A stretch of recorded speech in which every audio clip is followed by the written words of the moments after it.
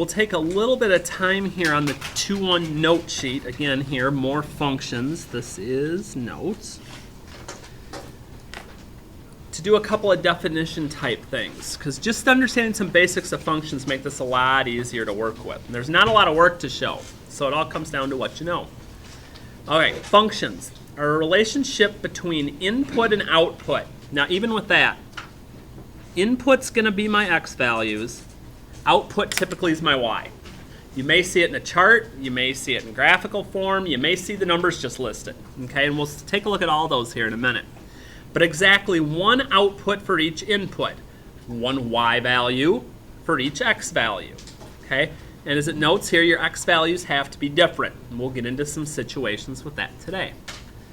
So if I'm looking at a graph, and we'll have that sometimes too, it must pass the vertical. Oh, vertical. What direction is vertical? Okay, up and down. So it's got to pass the vertical line test, which means it only goes through at one point. We'll be using that today. A one-to-one function must also only have one range value for each domain, one output for each input, and the graph of a one-to-one passes the horizontal line test. Okay. So we got all these little tests to play with everything here. So, and then just to make note, equations that represent functions can be written in function notation. Maybe when you see a line get graphed, you're used to seeing it in y equals.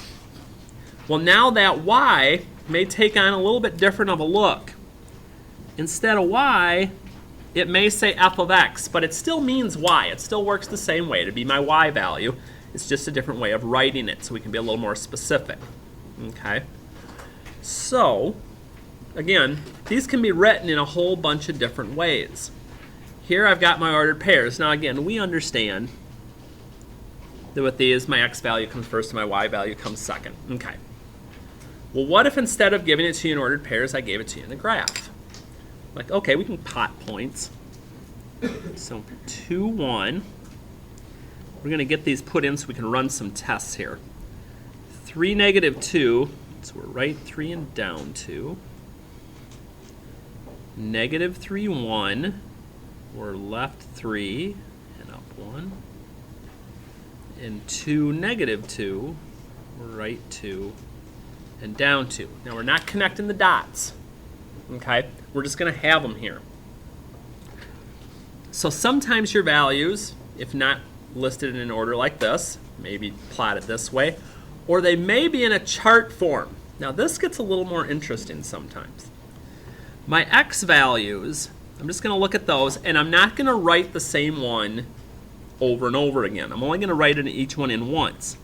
So with x, I've got a 2, I've got a 3, I've got a -3, but then I have 2 again. I'm not going to write it twice, just going to write it once. And my y values, I'm going to do the same thing.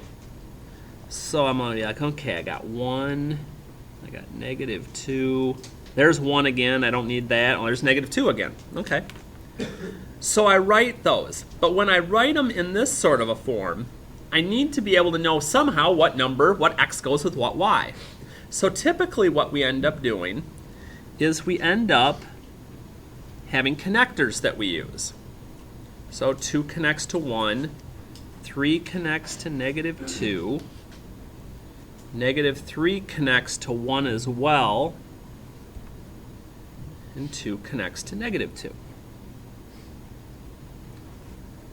And you can understand why this doesn't get put out there very often, because it's kind of confusing just to kind of look, and you're starting to look and go, okay, what goes with what? Okay. But using all 3 of these, I can find the information that I need. I need domain, which mentioning again is my x values. Now in this case, I don't have a line, so I'm not doing like interval notation. I'm just going to tell the individual numbers. And typically when you list a group of numbers, you use braces. Kind of looks like a guy with a big forehead, a pointy nose, and a kind of a protruding chin here. So we put that in, and then we list our x values from least to greatest. So my domain here would be -3, 2, and 3. So every individual one we see again that's different. Even though 2 shows up twice, we don't write it twice. Then range is all of my y values. And again, don't need to do the repeats. Just least to greatest value with my braces. But then I can start getting down to actually using this information for something. Okay. Is this a function? Well, I start to look, and I look back up here, and I'm like, okay, now for this to be a function must pass the vertical line test. So basically, here's how this works. If I were to take a vertical line and start working my way through this graph until I may hit a point, where my vertical line goes through more than one point. Right here. That's a problem. Because of that vertical line right there, is this a function? No. Because it doesn't pass the vertical line test. The vertical line test is, does it go through more than one point with any vertical line that goes through? So once I see 2 points on that same vertical line, not a function. And if something's not a function, it can't be a one-to-one function. But to take that a little step further, just in case, remember, one-to-one functions are trying to pass the horizontal line test. So I start rolling along here. I have an issue with that one too.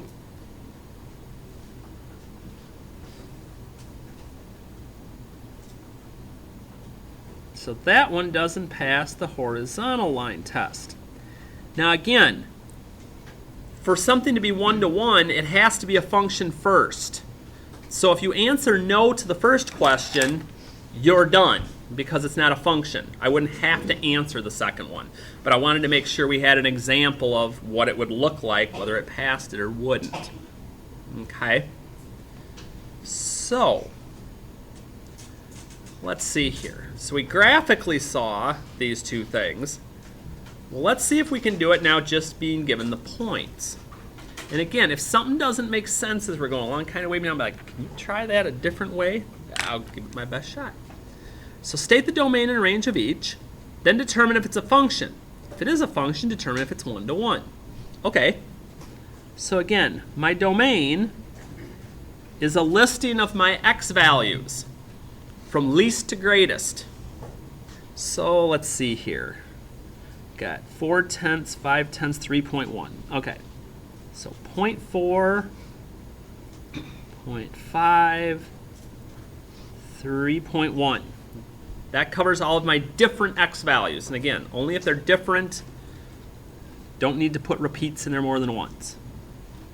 Okay, range, just a list of my y values. Oh, they're all different. And I'll list those off.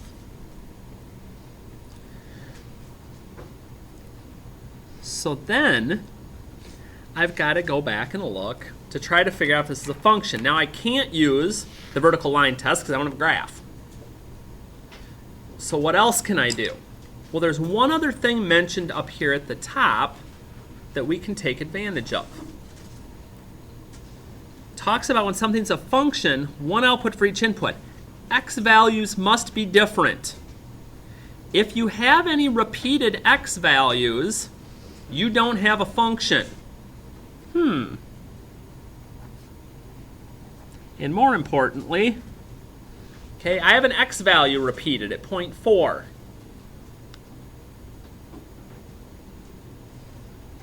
So this is not a function. And again, that's because I have an x value that repeats. Once I see a secondary x value that repeats, I'm done. Don't have to think about it.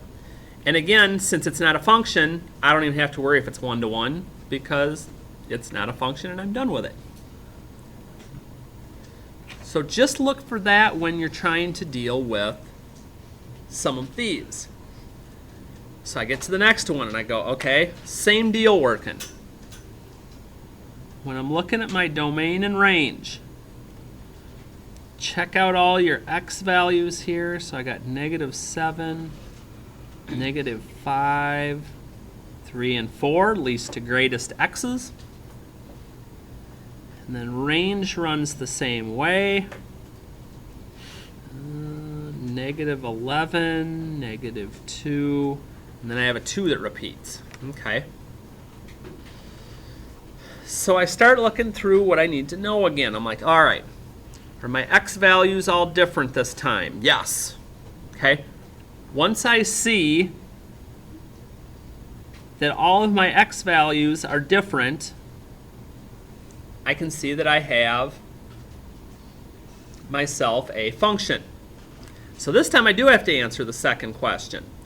Is it 1 to 1? You're like, but I can't do the horizontal line test. Okay. Here's one thing we haven't mentioned. If it's 1 to 1, you're also going to have the fact that their y values are different. Because if I get a repeat y value, it's not going to pass the horizontal line test. So I start looking through. Okay, is this one going to work? Oh, I see a problem. These two both have a 2 as their y value. So it's not 1 to 1 because I have a y value that repeats.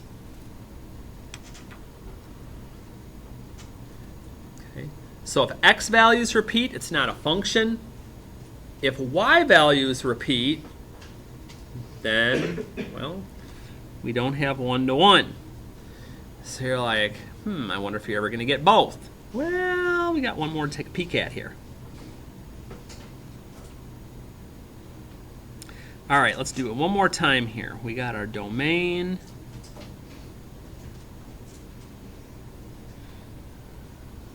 Got our range.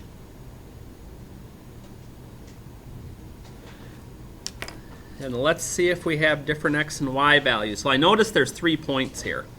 I have 3 different x values. Woohoo! All right, we have a function. All my x values are different. Then I look again. I go, okay, I have 3 different y values. Hey, hey. This one's also 1 to 1. Simple as that. Don't make it any harder. Different x values, we have a function. Different y values, we have a 1 to 1 function. Okay, and that's all I need when I'm looking at my points. So it's like, all right, did points, did some basics with a graph. Now we're getting some funky stuff going on here. Still working the same way with our graphs though. However, now instead of individual points or dots, I have whole ranges of values. I mean, that'd be a whole lot of things to have to write down individually. I don't want to do all that. So we're going to use interval notation to give us kind of a end-to-end on these. So I notice in this first one, my domain is my x values. But when I write them down, just like interval notation, I'm working from left to right. So I'm like, okay, where's the furthest point left here? It's right here. So my x value right here looks like it's -4. And I would include that value, so I'm going to use a bracket. So if I were to follow my graph along until I ran out of room to the right here, that has an x value of +4. So all my x values are between -4 and +4. This endpoint and this endpoint. Range is the same idea, except now I'm going bottom to top. Because with my y values, I'm going from least to greatest. And on a graph, that's from the bottom to the top. So I'm looking for the bottom of my graph. It may be right in the middle of my graph. I don't know. But if it is, that's okay. So the lowest point, or the bottom of my graph, looks like it's at -5. And then my top point of my graph looks to be way up here, which looks like it's at +5. So domain and range, little different once we get the whole lines working. But our rules, yay, we can go back to our rules. Start going through with my vertical line here to see if I have a function. Some places it may look like it's multiple points, but that might be because the line's kind of thick. If you don't see any vertical lines, good. Okay, we pass. Yes, we have a function. But 1-to-1, remember, is the horizontal line test. Well, it doesn't take very long before I start coming, I'm like, oh, wait a minute. Yep, there's 2. Oh, there's 2. Whoop, there's 2. Okay, that's not going to work. So it's not 1-to-1. Doesn't pass the horizontal, but it did pass the vertical. And again, that's what we're on the lookout for. Same thing working in 6. Look for, look for those endpoints, because that's normally where a lot of your values are going to be. So like on 6, where does my domain go from where to where?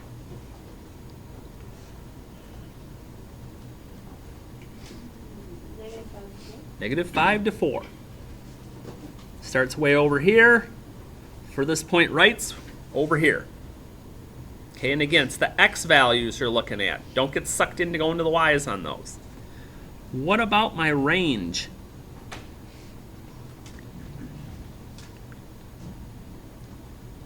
Remember, we're bottom to top. Yes, sir. -4 to 5. But we also have bad news with this one. I try out my vertical line test. Oops, oops, oops. I'm seeing lots of places where it's going through in 2 places. So we have not found a function, and as soon as we know no to that first question, automatically no to the second. If it's not a function, it certainly can't be a 1-to-1. And then our only other one here is going to be where we get into all the dotted business, sort of like we did up above. Now this time again, when we go to dots, we go back to individually listing points. We're not doing range, we're not doing interval notation at this point. So when I do my domain, I'm just going to work with my furthest point left and work my way over. So I notice furthest left is -4. And then I'll keep working my way along here. I've got a dot at -2 for the x value. Okay, I don't care about the y values yet. And then I've got one at -1. I keep rolling. I got one at 2. My domain's getting kind of big. I've got one at 3. And I've got one at 5. So our domain and range can get a little bit large at times. Range, again, we're going to work from bottom to top. So I start down here. I said, okay, I got a couple at -4, but I only need to write it down once. And then I work up. I got one at -1. I got one at 2. And I got one at 4. So I start to look, and I'm like, is this a function? Well, let's see. I believe it's going to pass the vertical line test because it looks like all my x values were different.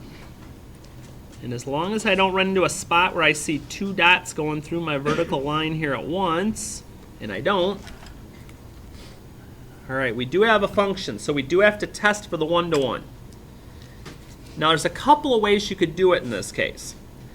You might notice, well, wait a minute, there's 6 x values and there's only 4 y's. There's got to be some y's that are repeating somewhere, so it's going to be no. But if you're not sure, head to your horizontal line test. Fail, going through 2 at once. Not a 1-to-1. So again, just be cautious on those. Okay. but just use your vertical and horizontal line test. If you have a picture, use them. So we're going to flip here. Change things up slightly. Now we're going to get into function notation. And all this basically means when we're doing this is the number in parentheses is what I'm going to plug in for x. So it's like saying x equals 3, tell me what y is. Okay. Just a suggestion. I would highly suggest whenever you're plugging numbers into these that you use parentheses. Now if you're doing it off the top of your head, that's a whole different issue. But otherwise, if you are going to write things down, I would go about it that way. Because when you get to negatives, and we're going to talk about a negative here in a minute, that could get me in trouble otherwise. Make sure I follow order of operations, of course. So what this tells me with my function notation is that at an x value of 3, my function has a y value of 15. Okay, just a fancy way of saying it. But here's why I stress the importance of parentheses. And I'll show you on the calculator too on this one.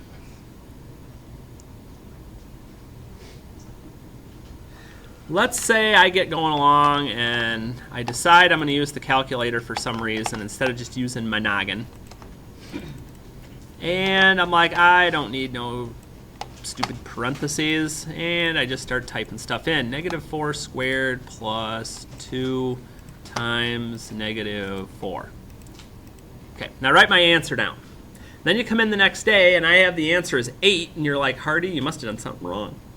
No, I didn't, because here's the deal. When I don't put parentheses around this, the calculator does 4 squared and then tacks the negative on it. Well, that's not what I wanted you to do. So that's why it's so important when you do. Whether you're putting it in the calculator or not, it's just a good habit. Use the parentheses with those and you'll get to the right answer, because negative 4 squared is negative times negative. That's positive. Positive times negative is negative. So these are the ones that people typically start to miss on quizzes because they get a little overconfident and then they start doing goofy things. We don't like goofy things. So again, parentheses important. Well, wait a minute, now they've got a variable in here. I already have a variable. Doesn't matter. Wherever you see this, I'm going to plug in exactly what I see in the parentheses where the x goes. When I square the quantity 5a, I got to square the 5a and the a. So 25a squared, and then 2 times 5 is 10a. So that's the actual value? Yes. Okay, there's no number to plug in extra this time. That's as simple as it gets. That's my f of 5a. And then finally, the fractions. And we are not going to take the easy way out. So we have 2/3 squared, and I do not want to see a decimal on this. Here's one where I'm going to be a stickler. You're like, oh crap. When I square a fraction, I'm squaring the 2, and then I'm squaring the 3. So 2 squared is 4. 3 squared is 9. And then when I times the 2 times 2/3, I'm just multiplying to the numerator. So 2 times 2 is 4 over 3. Now, here's where you can choose to do it how you want. I would hope at the level you guys are at that we can find a common denominator and leave it as a fraction and not have to go to the calculator. Now, I'll show you the backup plan just in case. But here, I'd hope you'd be able to look at this and say, well, my common denominator would be 9. My first fraction's already in ninths. That makes me happy. But what about the other one? Well, again, shouldn't be a real big deal. 3 times what gets me to 9? Well, 3 times 3 is 9.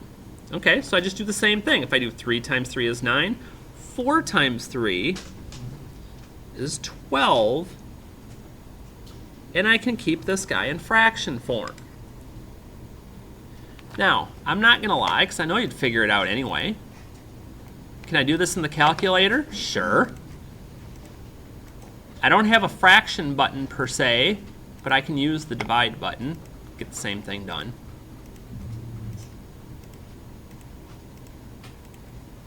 You're like, wait a minute, that's a decimal. Math, enter, enter, okay?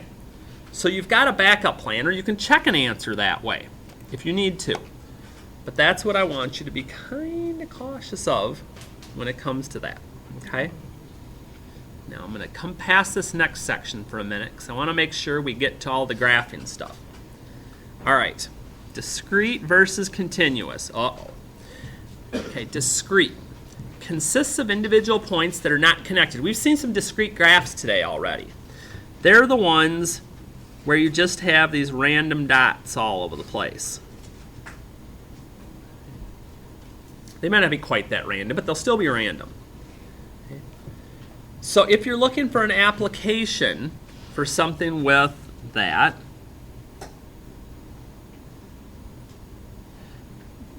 maybe in business you graph how much you did in sales over a number of years. Well, we made a profit. Well, we made a loss. We made a profit. We made a profit. We made a loss. But they'll be all over the place. It's not going to be consistent every single year because business changes.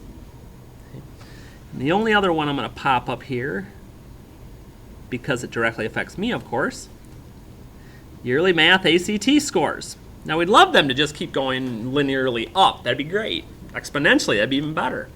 But they do go up and down sometimes. Okay, so they can be a little bit here, a little bit there.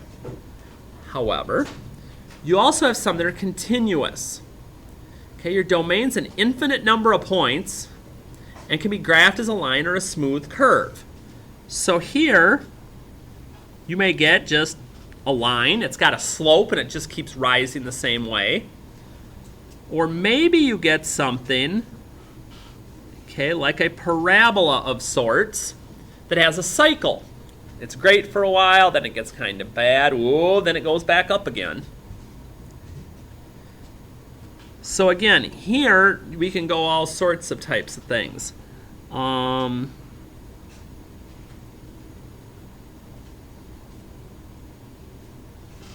Okay, sometimes figuring out costs of events.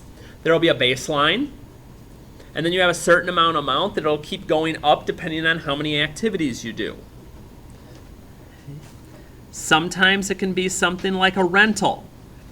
If you ever have parents rent a car, you ever get to that, you have a certain amount you pay, and then it increases at a steady rate depending on how far you drive. Okay?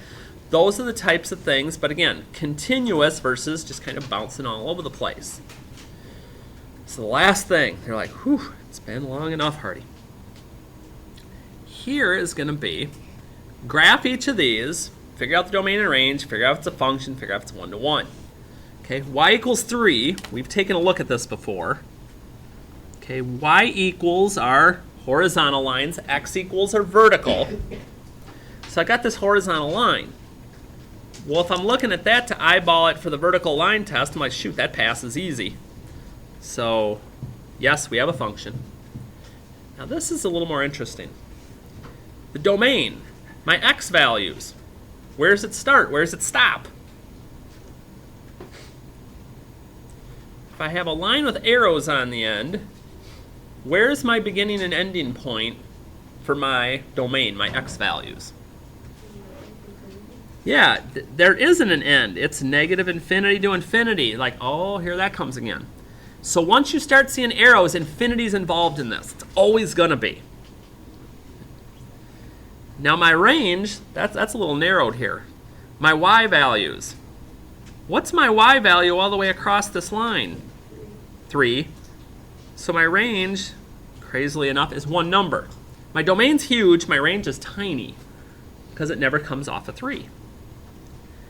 And then to test if it's one-to-one, well, I think we fail the horizontal line test when it is a horizontal line. No. Fail. Epic. And if it's been a while since you've graphed some other things, that's why I've got the table here to try and help you. Again, parentheses, people, parentheses.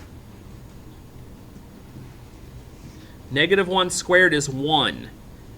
Minus 1 is 0. I love squaring 0 because it's nothing.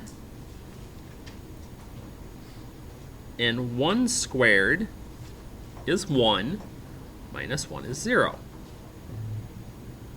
And then I'm just going to plot my points, and this isn't going to be a V shape.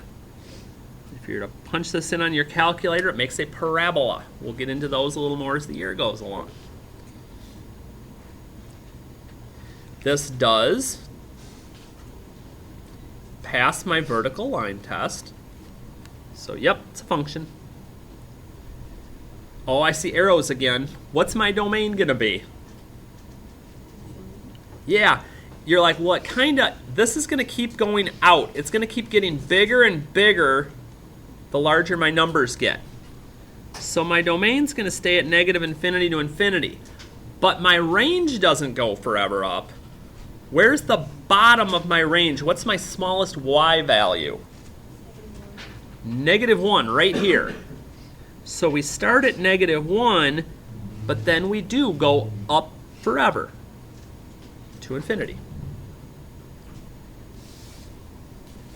1 to 1, fail, fail, fail, fail, fail, fail. Okay, that's enough.